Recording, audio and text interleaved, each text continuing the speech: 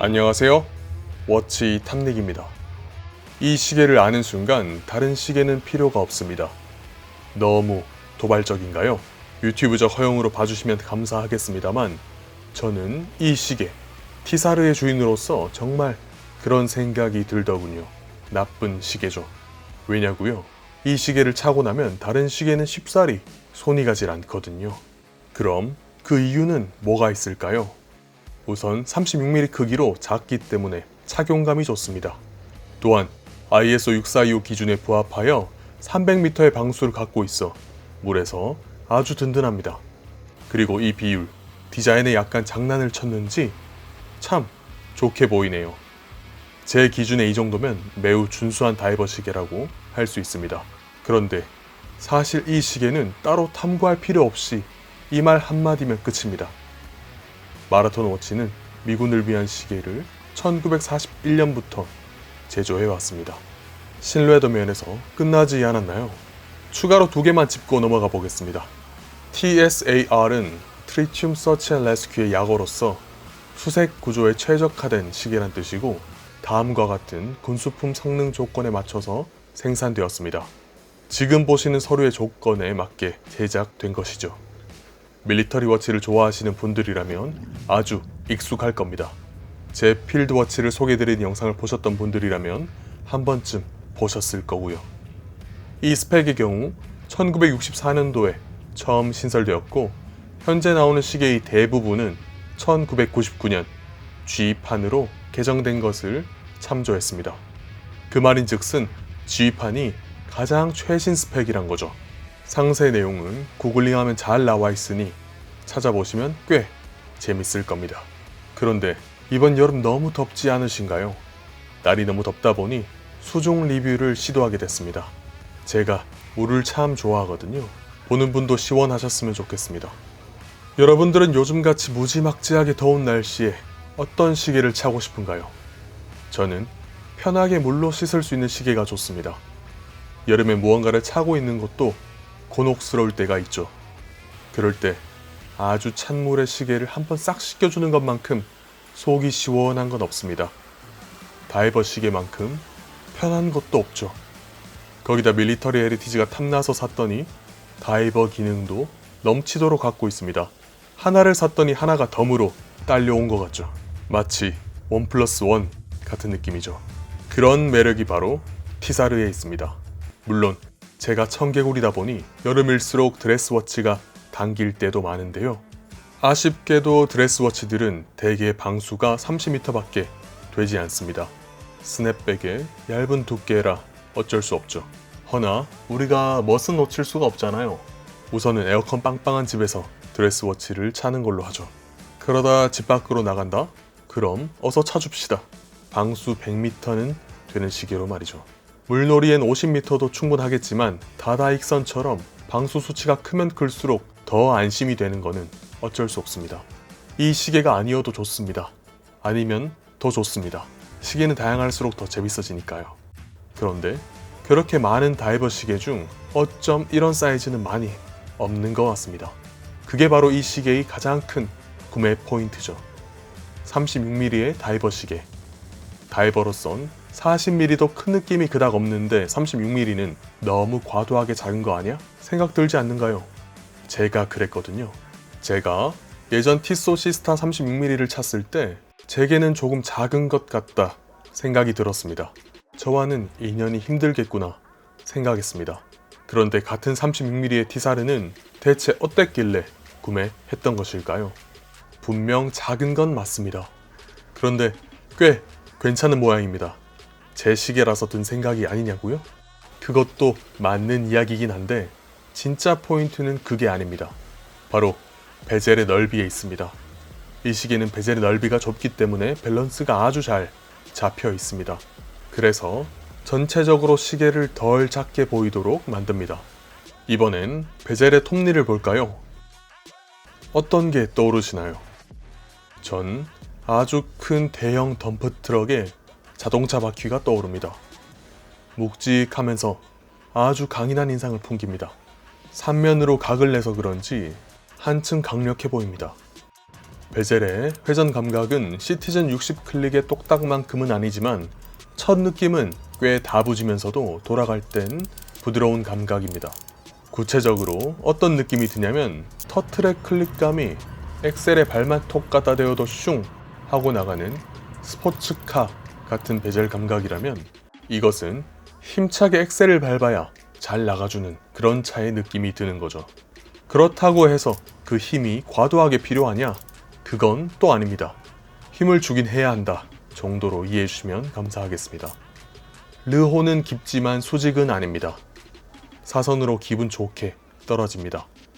기분이 좋은 이유는 수직으로 깊은 것보다 살짝 보기가 더 좋다고 할까요?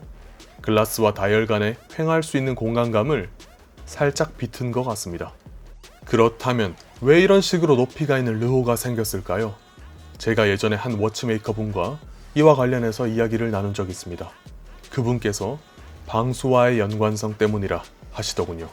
방수가 30, 50, 100m 그 이상의 시계들까지 두께를 한번 가만히 비교해 보시면 깊이가 깊어지는 만큼 시계들의 두께도 정비례한다는 것을 알 수 있을 겁니다.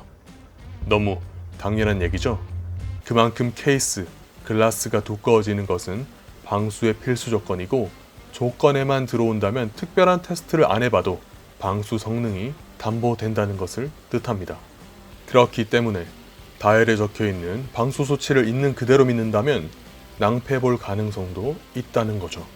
대형 시계 회사들이 하는 방수 테스트, 알리에 있는 중국산 시계가 과연 했을까요? 저는 공장 견학을 안 가봐서 모르겠는데요. 그래서 진짜 수치만큼 방수가 되는지 궁금했습니다. 제가 가진 알리 시계 몇 개를 테스트한 적이 있습니다. 영상으로 남겨뒀는데 썩 유쾌한 결과는 아니었습니다. 하나를 갖고 전체를 섣불리 판단하면 안 된다고 다들 생각하실 겁니다. 저도 그렇습니다. 하지만 안타깝게도 그 테스트를 한 이후론 알리 시계를 사지 않고 있습니다. 알리 시계 광고 요청이 꽤 들어왔는데 못하는 이유기도 합니다. 요즘은 많이 팔아서 돈도 꽤 벌었을 테니 방수 테스트를 조금 더 하고 내보내겠죠? 그렇기 때문에 어느 정도 브랜드의 신용도가 필요합니다. 특히 다이버 시계는 물에 들어가는 것이니만큼 신뢰도가 필요하죠. 스펙이 이야기하듯 마라톤 티사르는 정말 미친 방수 성능입니다. 100만원도 안 되는 가격에 300m 방수를 갖고 있죠. 다이버 시계가 흠뻑 쇼하는 것만 봐도 제 속이 다 시원해집니다. 이 맛에 다이버 시계 차는 거 아니겠습니까? 일반 필드워치의 방수가 아쉽다. 그럴 땐 밀리터리 다이버 시계가 간지러운 부분을 긁어줄 겁니다. 제가 다른 야전 시계 몇 개 갖고 있긴 한데 이런 야전 시계의 경우 방수가 아쉬운 부분입니다. 방수가 30m밖에 안 되거든요. 예전 제 해밀턴 영상에서도 이야기 드렸지만 30m 방수에 수동 시계, 거기다 오래되기까지 한다면 방수는 1m도 안 될 겁니다. 그냥 없다고 보는 거죠. 대신 이런 다이버 스타일의 야전 시계는 방수 성능이 우수합니다.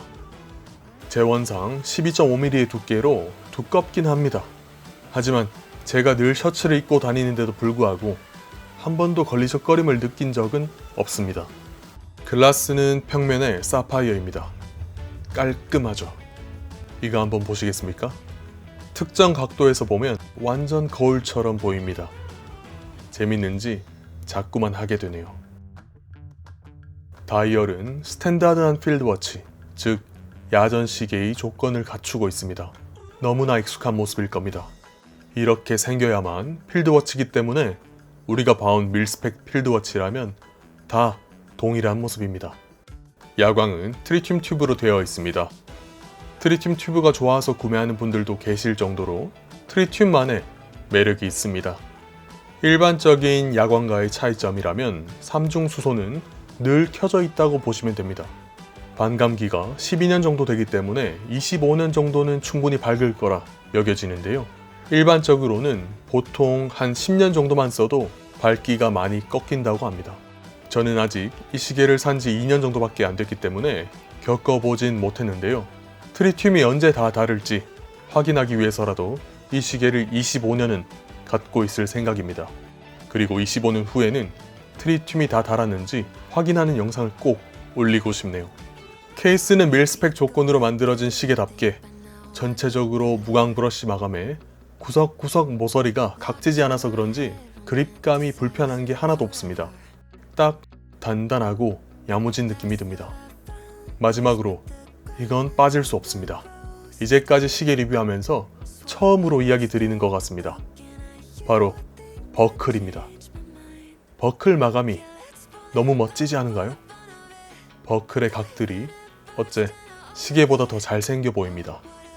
그 정도로 버클을 시계와의 조합이 잘 되도록 만들었습니다. 러버의 편안함은 이루 말할 것도 없습니다. 안쪽 면도 살에 완전 밀착되지 않도록 마라톤 로고를 새겨 넣어서 공간을 뒀습니다. 러버의 탄성은 너무 무르지도 단단하지도 않습니다. 러버는 정말 제조하는 곳마다 성분을 어떻게 다르게 하는 건지 겉은 다 비슷하게 보이는데 그 느낌은 참 다릅니다. 그래서 여러 러버를 경험해보는 것도 큰 재미 중에 하나입니다. 어떠셨나요? 카시오만 하다가 이런 시계를 리뷰할 때면 말이 정말 많아집니다. 너무 길죠? 저도 사실 쉽지는 않습니다. 그래도 기왕 하는 거 제 느낌을 다 표현하고 싶네요. 혹시 필요하신 분이 또 계실지도 모르니까요. 처음 마라톤이란 브랜드 이름 들으면은 러닝이 떠오르다 보니 시계 브랜드 치곤 조금 어색할 수도 있습니다. 하지만 튼튼한 역사를 가졌고 시계는 그야말로 철인 3종 경기가 떠오를 만큼 강인한 모습입니다. 이런 것이 진짜 밀리터리 감각일 것 같은데요. 제겐 구매하고 처음 든 느낌보다 일정 시간이 흐르고 나니 진면목이 보인 시계입니다. 시계란 게 참 신기한 게 갖고 있는 시간이 흐르면 흐를수록 새로운 느낌이 문득 듭니다. 마치 티백에서 차가 우러나는 것 같다고 이야기할까요? 처음엔 그 맛이 밍밍하다가도 조금 시간이 지나고 나면 탁 하고 완성된 맛이 어느새 느껴지는 거죠. 그래서 지금 당장 마음에 안 드는 시계도 일단 여유를 갖고 지켜봅니다. 그리고 빈티지, 옛날 시계를 좋아하는 것도 이러한 이유에서일 겁니다. 이미 완성된 맛을 인스턴트처럼 빠르게 즐길 수 있으니까요. 제가 그 긴 시간을 살아보지도 않고 말이죠. 여러분이 지금 가지고 있는 시계의 맛은 어떤가요?